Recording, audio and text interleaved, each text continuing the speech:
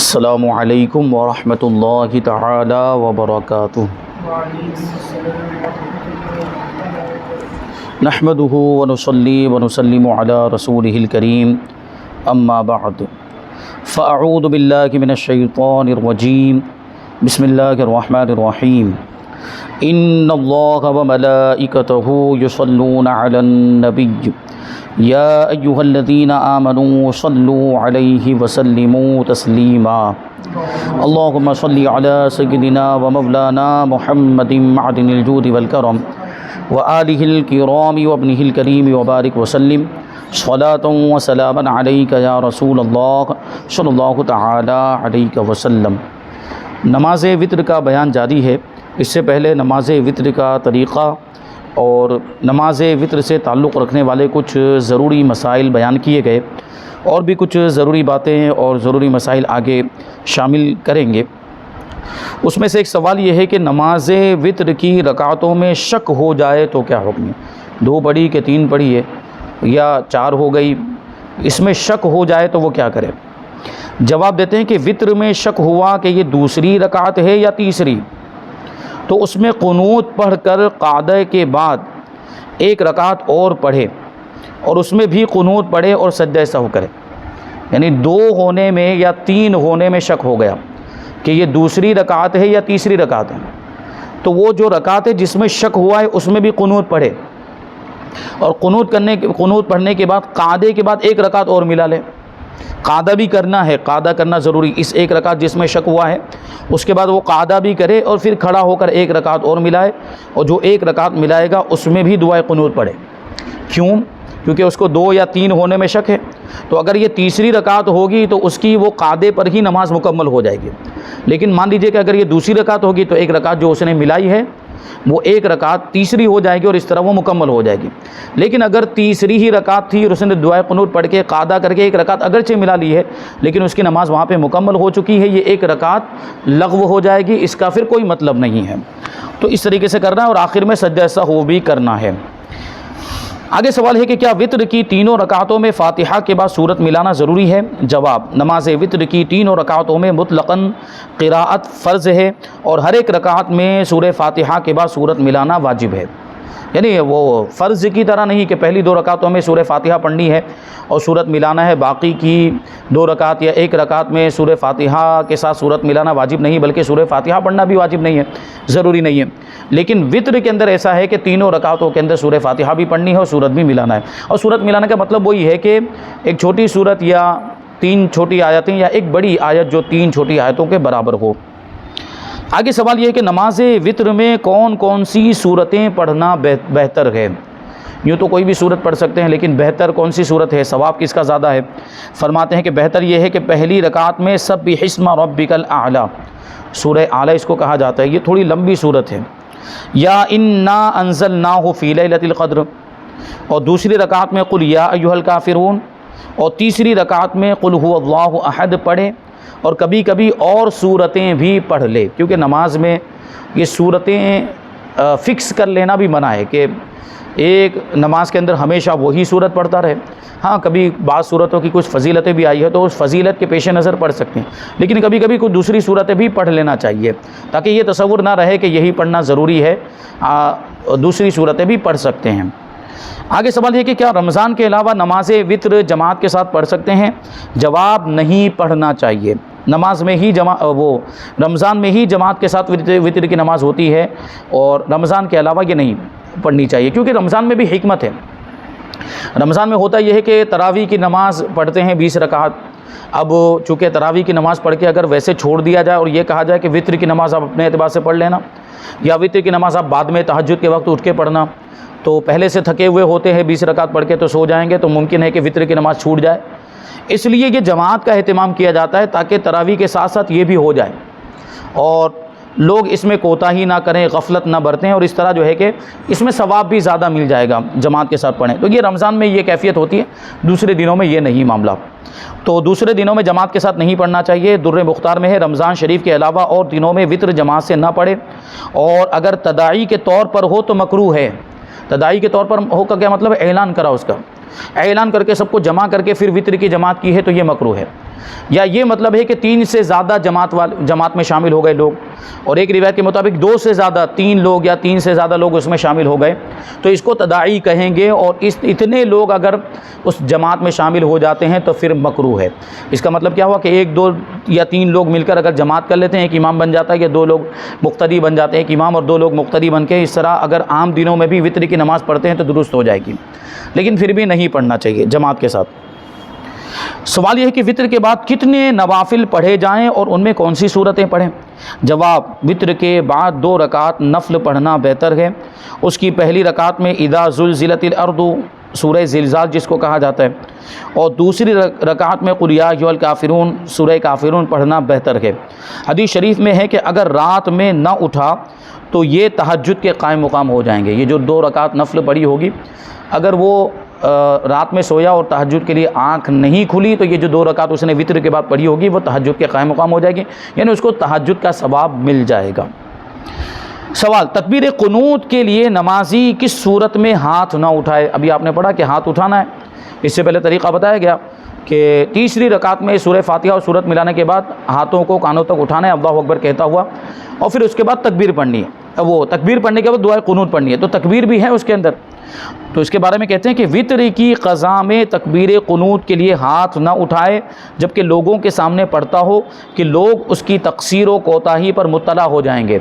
یعنی کیا مطلب ہوا کہ لوگوں کے سامنے اگر وطر کی قضا پڑھ رہے ہوں تو ظاہر سی بات ہے نماز کو قضا کر دینا گناہ ہے، غلط ہے، اور گناہ کو ظاہر کرنا ہے دوسرا گناہ ہے۔ گناہ کو ظاہر کرنے کی اجازت نہیں ہے، تو اب لوگوں کے سامنے وطر کی نماز قضا پڑھ رہے ہوں گے اور ایسے تیسری رکعت میں اگر ہاتھ اٹھائیں گے تو لوگوں کو پتہ چل جائے گا، کیونکہ وہ اس کا موقع نہیں ہے۔ اگر دوسرے موقع پہ ہم پڑھ رہے ہیں تو لوگوں کو یہ لگے گا یہ قضا پڑھ رہا ہے،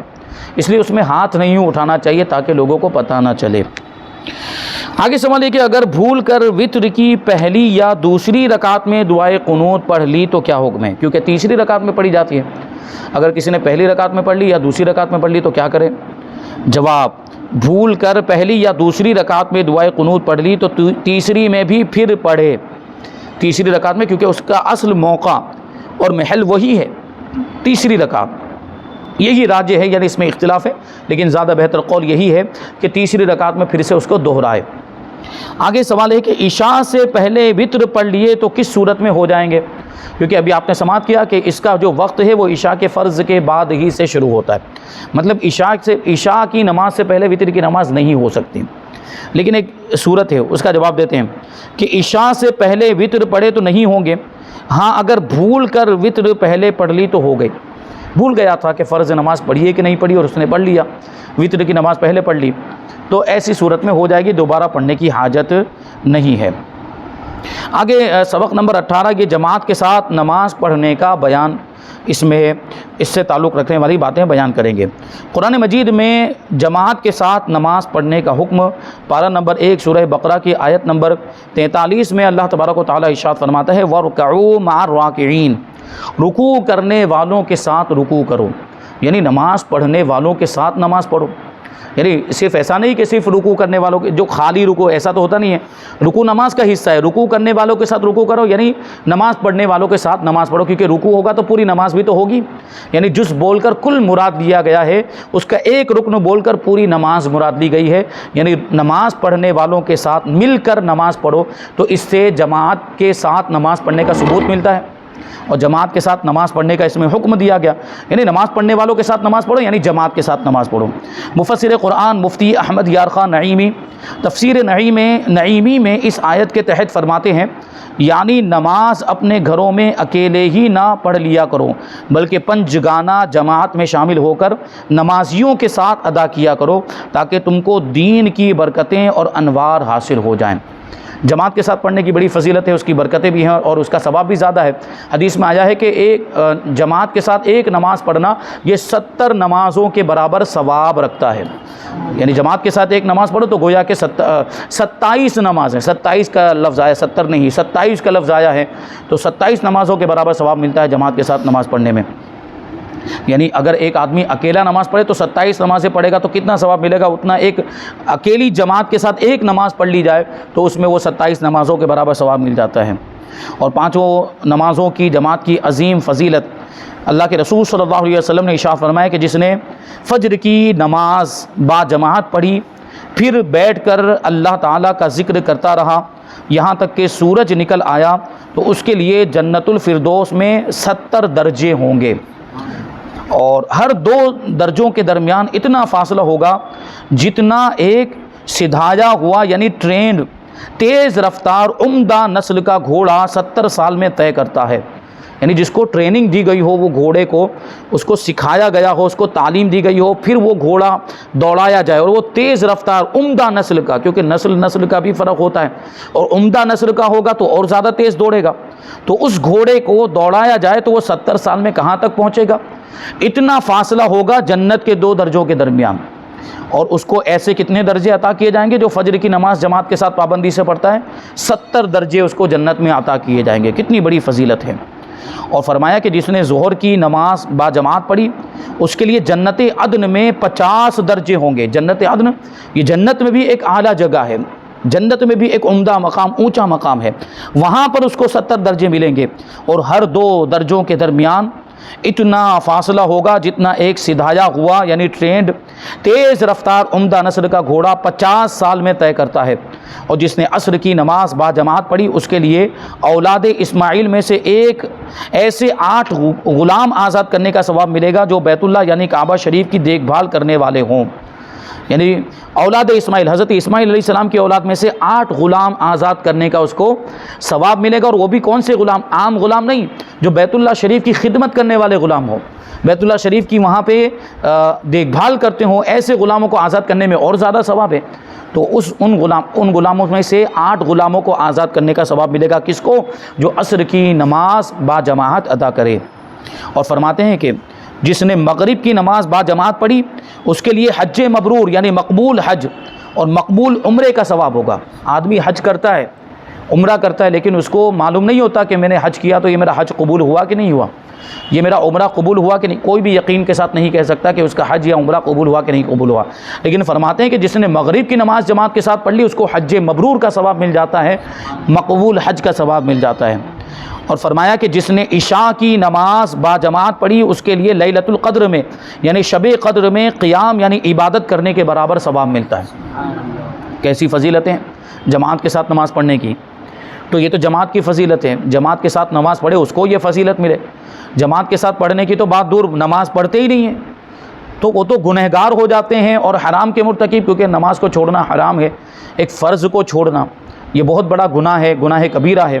اللہ تبارک و تعالیٰ ایسے بے نمازی مسلمانوں کو نماز پڑھنے کی توفیق عطا فرمائے۔ آگے کہ جماعت کے ساتھ نماز پڑھنے کا مطلب کیا ہے؟ جواب دیتے ہیں کہ امام کی اقتداء یعنی پیروی میں نماز ادا کرنے کو جماعت کے ساتھ نماز پڑھنا کہتے ہیں۔ اور جماعت کے ساتھ نماز پڑھنے کے تعلق سے کچھ مسائل اور کچھ احکام بیان کریں گے۔ پہلا حکم اور پہلا مسئلہ کہ 5 وقت کی نماز مسجد میں جماعت کے ساتھ ادا کرنا واجب ہے، یعنی وہ فرض نماز کے لیے مسجد کی حاضری بھی ضروری ہے۔ مسجد میں حاضر ہو کر، اگر کوئی مجبوری نہ ہو تو مسجد میں حاضر ہو کر جماعت کے ساتھ پڑھنا چاہیے۔ اور دوسرا مسئلہ ہے کہ مدرک یعنی پوری جماعت پانے والا وہ ہے جو ساری رکعتیں امام کے ساتھ ادا کرے، جو شروع سے شامل ہو، پہلی رکعت سے شامل ہو اور ساری رکعتیں امام کے ساتھ ہی پڑھے مکمل نماز، تو اس نمازی کو مدرک کہتے ہیں۔ یہ نام آپ لوگ یاد رکھیں گے، یہ آگے کام آئے گا۔ اور تیسرا حکم یہ کہ اگر امام کے ساتھ اہل محلہ کی جماعت ہو گئی اور کچھ لوگ اتفاقاً یا کسی صحیح مجبوری کے سبب رہ گئے تو ان کو اذان دینے کی اجازت نہیں، اور محراب میں امام کے کھڑے ہونے کی جگہ ان کے امام کو کھڑا ہونا مکروہ ہے۔ یعنی وہ دوسری جماعت کرنے کے لیے جو آئے ہوں گے، جن کی جماعت رہ گئی، کسی مجبوری کی وجہ سے جماعت رہ گئی ہے اور امام صاحب جماعت مستحبہ کے ساتھ امامت کرا چکے ہیں، وہ پہلی جماعت ہو چکی، اب یہ لوگ بعد میں آئے تو یہ اذان نہیں دیں گے، یہ اقامت دے کر اپنی جماعت بنا سکتے ہیں، اپنی جماعت کے ساتھ نماز پڑھ سکتے ہیں۔ اور ان کا امام محراب میں کھڑا نہیں ہوگا، ان کا امام کہاں کھڑا ہوگا؟ محراب سے ہٹ کر دوسری جگہ پہ، یعنی دوسری صف میں، یا اگر پہلی صف میں بھی کھڑے ہوں تو سائیڈ پہ کنارے پر ہو کر اس طریقے سے یہ دوسری جماعت قائم کی جائے، تو ان کے امام کو محراب میں کھڑا ہونا مکروہ ہے۔ اذان دوبارہ نہ کہیں اور محراب سے ہٹ کر جماعت کریں، یہی افضل ہے۔ نوٹ: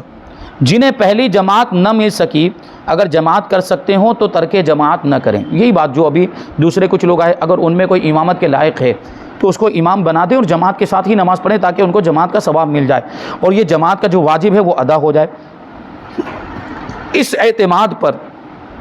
کہ ہم اپنی جماعت دوبارہ کر لیں گے، شرعی مجبوری کے بغیر جماعت اولیٰ جان بوجھ کر ترک کرنا گناہ ہے۔ یعنی یہ سوچ کر کہ ہم دوسری جماعت کر لیں گے، دوسری جماعت پڑھ لیں گے، تو کوئی شرعی مجبوری بھی نہیں ہے اس کی، اور اس کے باوجود ایسا کر رہے ہیں، پہلی جماعت جو جماعت مستحبہ جس کو کہتے ہیں وہ چھوڑ دیں، تو ایسا کرنا گناہ ہے، ایسا کرنے کی اجازت نہیں ہے۔ لیکن اگر کوئی شرعی مجبوری ہو، جیسے مثال کے طور پر کچھ علماء بیٹھے ہوئے ہیں، کچھ مفتیان کرام بیٹھے ہوئے ہیں جو کسی مسئلے میں غور و فکر کر رہے ہیں اور اس مسئلے کو حل کرنے کی کوشش کر رہے ہیں اور اسی میں ٹائم لگ رہا ہے، ان کو اس مسئلے کو حل کرنے میں ٹائم لگ رہا ہے، تو ایسے لوگوں کو جو مسائل میں غور و فکر کر رہے ہیں مسائل کو حل کرنے کے لیے، کیونکہ لوگوں کو حکم بتانا بھی ضروری ہوتا ہے مسئلے کا، تو اس میں اگر لیٹ ہو جائے اور اس کی وجہ سے ان کی جماعت چھوٹ جائے تو ان پر کوئی گناہ نہیں اور وہ بعد میں اپنی جماعت الگ سے بنا سکتے ہیں۔ ایک اور بات بتاتے ہیں کہ ایسی جگہ جماعت ثانی یعنی دوسری جماعت ہرگز نہ کی جائے جہاں فتنہ اور نفرت کی فضا قائم ہوتی ہو، مثلا امام صاحب یا دیگر نمازی یہ سمجھتے ہوئے اعتراض کرتے ہوں کہ جان بوجھ کر ایسا کیا جا رہا ہے۔ یعنی یہ کچھ جگہوں پر ایسا ہو سکتا ہے کہ جان بوجھ کر کچھ لوگ وہ جماعت میں شامل نہیں ہوتے، پھر بعد میں آ کر ایسا کرتے ہیں، تو ظاہر سی بات وہ خود اعتراض کا موقع دیتے ہیں۔ اگر ایک دو مرتبہ ایسا ہوا ہے تو اتفاق کہا جائے گا، لیکن ہمیشہ ایسا کر رہے ہیں یا بار بار ایسا کر رہے ہیں، اس کا مطلب یہ ہے کہ وہ شرارت کر رہے ہیں۔ آپ امام کے ساتھ آ کر کیوں شامل نہیں ہو رہے ہیں؟ پہلے تو ان سے پوچھا جائے، باز پرس کی جائے کہ یہ تم نے یہ ایسی عادت کیوں بنا لی ہے کہ یہ اکثر و بیشتر یا بار بار تم جو ہے کہ جماعت چھوڑ دیتے ہو اور بعد میں آ کر جو ہے کہ اپنی جماعت الگ سے کرتے ہو، جبکہ امام جماعت مستحبہ کے ساتھ مستحب وقت میں امامت کراتا ہے تو اس کے ساتھ پڑھنی چاہیے، وہی بہتر ہے، تو وہ چھوڑ کر تم الگ سے جماعت کیوں کرتے ہو؟ تو یہ اعتراض کرنے کا موقع ملے گا، تو وہاں پر پھر ایسا نہیں کرنا چاہیے جہاں فتنہ اور نفرت پھیلنے کا اندیشہ ہو۔ اور با جماعت نماز سے نیک بندوں کی محبت، حضرت عبداللہ ابن عمر رضی اللہ تعالیٰ عنہ کی شرعی مجبوری سے کبھی جماعت نکل جاتی تو دوسری نماز تک نفل پڑھتے رہتے تھے۔ جماعت سے کیسی محبت تھی کہ کبھی کسی وجہ سے، کسی شرعی مجبوری کی وجہ سے، ورنہ صحابہ کرام، حضرت عبداللہ ابن عمر یہ صحابی رسول، تو صحابہ کرام سے ہم کبھی بھی ان کی طرف سے یہ تصور کر ہی نہیں سکتے، ذہن میں یہ بات نہیں لا سکتے کہ وہ جان بوجھ کر جماعت چھوڑیں۔ ان کے ذہن اور ان کے خیال میں، ان کے گمان میں کبھی جماعت کو چھوڑنے کا تصور آتا ہی نہیں تھا۔ کبھی کسی مجبوری کی وجہ سے چھوٹ جاتی تھی تو حضرت عبداللہ ابن عمر کا یہ معمول تھا کہ وہ دوسری نماز کا جب تک وقت نہیں آ جاتا وہاں تک نفل پڑھتے رہتے تھے۔ اس کی تلافی میں ان کو اتنا افسوس ہوتا تھا، اتنا غم لاحق ہوتا تھا کہ وہ پورے وقت میں نفل نماز ادا کرتے رہتے تھے، پھر دوسرا کوئی کام نہیں کرتے تھے۔ جو جماعت چھوٹ گئی ہے اس کی تلافی میں حضرت سعید ابن عبدالعزیز رحمۃ اللہ تعالی علیہ کی جماعت نکل جاتی تو اپنی داڑھی پکڑ کر رونے بیٹھ جاتے تھے۔ حضرت محمد بن سماحہ رضی اللہ تعالیٰ عنہ کی 40 سال میں صرف ایک مرتبہ تکبیر اولیٰ فوت ہوئی۔ سوچیں آپ، تکبیر یعنی جماعت چھوٹنے کی تو بات دور، 40 سال میں صرف ایک ہی مرتبہ تکبیر اولیٰ یعنی جو پہلے تکبیر کہی جاتی ہے نماز میں، سب سے پہلی تکبیر، وہ پوری زندگی میں ایک ہی مرتبہ ان کی چھوٹی ہے، ورنہ وہ تکبیر اولیٰ کے ساتھ ہی امام کے ساتھ شامل ہو کر نماز پڑھتے تھے۔ تابعی بزرگ حضرت سعید بن مسیب رحمۃ اللہ تعالی علیہ کی 40 سال میں ایک بھی جماعت فوت نہ ہوئی۔ یہ اللہ والے دیکھیں جماعت کی کیسی پابندی کرتے تھے۔ حضرت امام اعمش رحمۃ اللہ تعالی علیہ کی 70 سال میں کبھی تکبیر اولیٰ فوت نہیں ہوئی۔ حضرت یحییٰ بن سعید قطان رحمۃ اللہ تعالی علیہ کو جماعت کی تلاش میں کبھی نہیں دیکھا گیا، یعنی آپ کی جماعت فوت ہی نہ ہوتی، کیونکہ ایک جگہ فوت ہوگی تو دوسری جگہ ڈھونڈنے جائے گا، یعنی ان کی فوت ہی نہیں ہوتی تھی کہ ان کو تلاش کرنا پڑے۔ حضرت سوید بن غفلہ رحمۃ اللہ تعالی علیہ کی عمر 126 سال تھی، لیکن آپ جماعت سے نماز پڑھنے کے لیے مسجد تشریف لے جاتے تھے، یعنی اتنی عمر میں بھی 126 سال کی عمر میں کمزوری آ جاتی ہے، آدمی بوڑھا ہو جاتا ہے اور ہاتھ پاؤں جو ہے کہ اس طرح کام نہیں کرتے جس طرح جو ہے کہ جوانی کے عالم میں کام کرتے، آدمی چل پھر نہیں پاتا، لیکن پھر بھی وہ مسجد میں جا کر جماعت کے ساتھ نماز ادا کرتے تھے۔ اعلیٰ حضرت امام احمد رضا خان رحمۃ اللہ تعالی علیہ بچپن ہی سے نماز با جماعت کے پابند تھے۔ ایک مرتبہ پاؤں کا انگوٹھا پک گیا، زخم ہو گیا تھا، تو ڈاکٹر نے حرکت کرنے اور مسجد میں جانے سے منع کر دیا، یعنی چلیں گے پھریں گے تو یہ زخم اور بڑھے گا، جیسے آج کل بھی ڈاکٹر بولتے ہیں۔ تو اس کے باوجود اعلیٰ حضرت رضی اللہ تعالیٰ عنہ نماز با جماعت ہی پڑھتے رہے۔ 4 آدمی کرسی پر بٹھا کر آپ کو مسجد لے جاتے تھے اور آپ مسجد میں جا کر ہی نماز پڑھتے تھے، ایسی حالت میں بھی، زخم ہو جانے کے باوجود بھی۔ اور بڑھاپے کے تعلق سے بھی واقعات ہے کہ بڑھاپے میں جب آپ بہت زیادہ کمزور ہو گئے تھے، ضعیف ہو گئے تھے، اس کے باوجود بھی آپ مسجد میں جا کر ہی نماز ادا کرتے تھے، لوگ کرسی پر بٹھا کر آپ کو اٹھا کر لے جاتے اور مسجد میں با جماعت نماز ادا کرتے تھے۔ بہار شریعت کے مصنف صدر الشریعہ مفتی امجد علی اعظمی رحمۃ اللہ تعالی علیہ نماز با جماعت کے سختی سے پابند تھے۔ اگر کسی وقت مؤذن وقت پر نہ پہنچتے تو اذان بھی خود ہی دے دیتے تھے۔ مفسر قرآن مفتی احمد یار خان نعیمی رحمۃ اللہ تعالی علیہ کی 40-50 سال تک مسلسل تکبیر اولیٰ بھی فوت نہیں ہوئی۔ یہ ماضی قریب کے علماء ہیں، اوپر جو بیان کیے وہ تو بہت پرانے زمانے کے، لیکن یہ مفتی احمد یار خان نعیمی ابھی یہ 40-50 سال پہلے غالباً ان کا وصال ہوا ہوگا، یہ ابھی کے عالم دین ہیں۔ تو یہ ان کی پابندی کا عالم، اور بھی ہم موجودہ دور کے علماء کو بھی دیکھیں، یا ابھی ماضی قریب میں کچھ سالوں پہلے جو بزرگ ہمارے پیران اعظام یا مشائخ اعظام جو تشریف لے گئے، وہ بھی نمازوں کے کیسے پابند تھے، سفر میں ہوں یا حضر میں ہوں، سکون کی حالت ہو یا افراتفری کا معاملہ ہو، گہما گہمی کا، کسی بھی موقع پر ان کی نمازیں نہیں چھوٹتی تھیں، اور جماعت کی بھی وہ پابندی کیا کرتے تھے۔ تو ہمیں بزرگان دین کے طریقے سے ہمیں سبق حاصل کرنا چاہیے، ان سے ہم محبت کرتے ہیں تو ان کے نقش قدم پر چلنا چاہیے، نماز کی پابندی کرنی چاہیے اور جماعت کی پابندی کرنی چاہیے، جماعت کی پابندی کرنی چاہیے، کیونکہ جماعت کی پابندی کریں گے تو نماز کی پابندی خود بخود ہو جائے گی،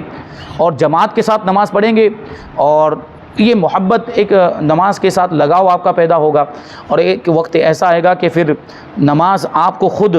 بلانے کے لیے آئے گی، خود نماز آپ سے پابندی کروائے گی۔ تو بہرحال یہ بہت ساری باتیں ہیں۔ آگے ایک بات، یہ سوال یہ ہے کہ جماعت کے ساتھ نماز پڑھنے کا ثواب کیا ہے؟ یہ تو بزرگان دین کا عمل بتایا، اور اللہ کے نیک بندے با جماعت نماز کے ساتھ کیسی محبت کرتے تھے اور کیسی پابندی کرتے تھے، یہ آپ نے سماعت کیا۔ اس کے بعد جماعت کے ساتھ نماز پڑھنے کا ثواب کیا ہے، اس کی فضیلت کیا ہے، اور جماعت کے ساتھ نماز نہ پڑھنے کے نقصانات وہ بھی، کیونکہ جب ثواب ہے اور اگر وہ نہیں کریں گے، جب اس کا